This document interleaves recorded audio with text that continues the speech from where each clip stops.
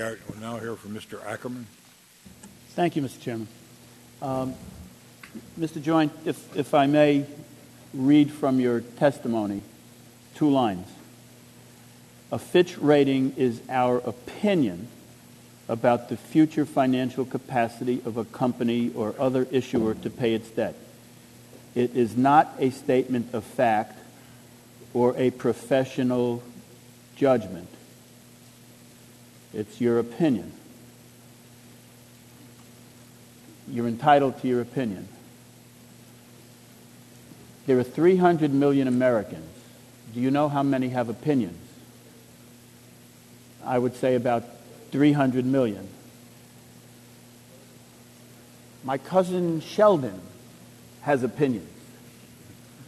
He sold me stock. He has opinions on everything. He is not a professional either.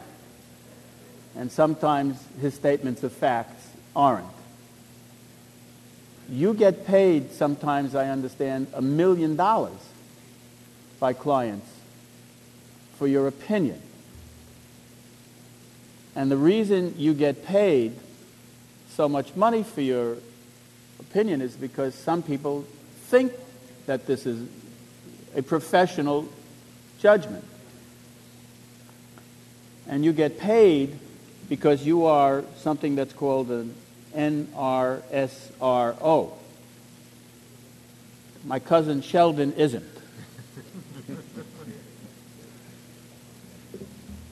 My cousin Sheldon can't put AAA on some company that they're going to market. Nobody would pay him 2 cents for his opinion. You get paid that much money because you have a government franchise from the SEC. Of the 300 million people plus I don't know how many entities in America, I understand there are only 10 so designated by the government. And the reason is then people rely on that because they think this now has the government's imprimatur to issue very professional statements based on some expertise that you have.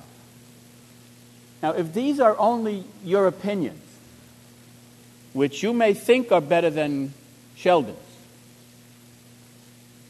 would you be adverse to putting a warning on your ratings, much like on cigarette cartons, that says this rating is not a statement of fact, which is what you say, nor is it a professional judgment, and it's good, just as good as my cousin Sheldon's, and put that in a box?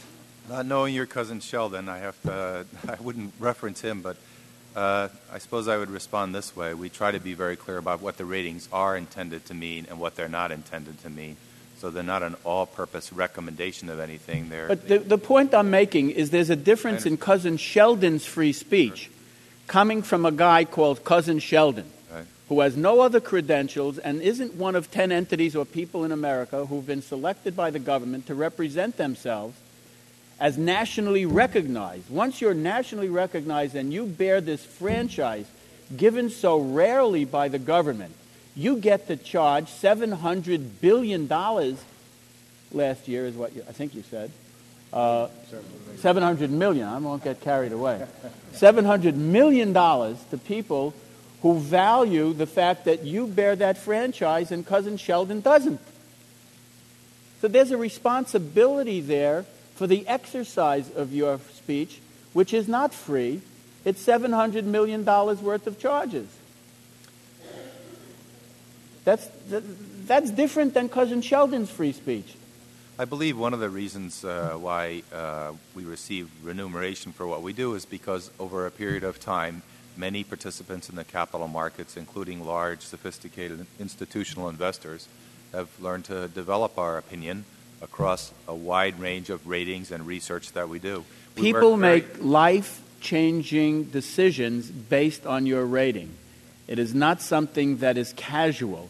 If it's something that people rely on, that they think that we've empowered the SEC to license you, in effect, to exercise the world's greatest judgment and tell people what the best judgment in the world can say, shouldn't you bear a responsibility? You can't just say, I'm not a doctor, but I play one on TV. I'm not a professional, but I play one in the marketplace. I believe we feel quite accountable and responsible for the quality of the work that we do, and we work very hard to make sure that we're educated in what we're doing and undertaking.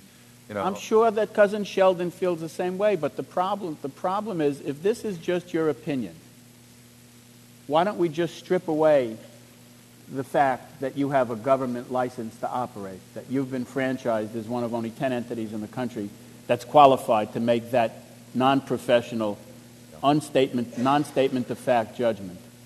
I know in my, I've been. I think it's wise for you to think in that way. I believe that NRSROs were designated and ratings were used for constructive purposes, including in each of these regulations at the time they were put in place.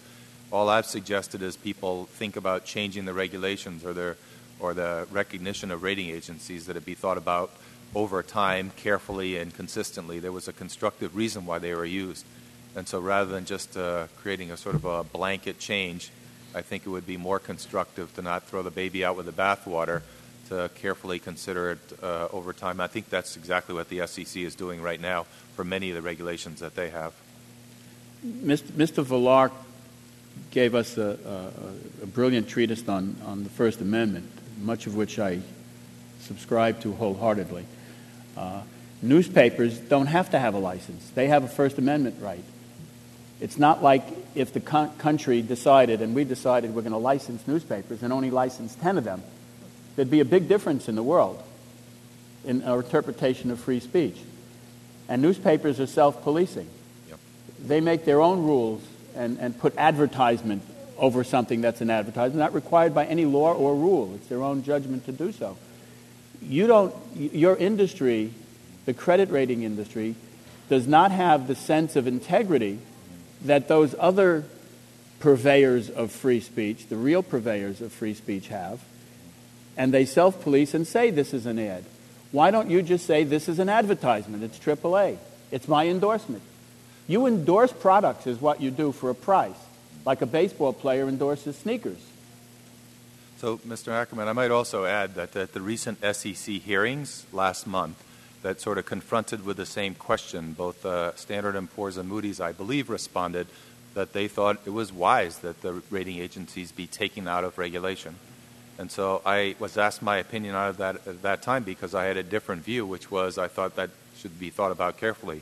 So because I think there's constructive reasons to be designated NRSROs and using ratings, and also I believe that without designating anyone, the present incumbents would be more likely to be used by investors for the good reasons that they're used right now and referencing ratings. And I think it might inhibit competition and the diversity of opinion. Others here have suggested. Let me just say, because my time has expired and the chairman's been very generous, that free speech cannot be charged for. You don't charge anybody for exercising free speech. If you want to exercise free speech, you shouldn't have a government license. And if you have a government license and are only one of a few designated to have that, there's nothing wrong with paying for the license. You pay for a fishing license. And the price you pay, or the price you should pay, is the price of being responsible in the marketplace to being held accountable by people who feel they might have been misled by your endorsement of a product that should not have been endorsed. Yield back the balance. I guess I have no. Thank you, Mr. Chairman. Don't push it, Mr. Ackerman.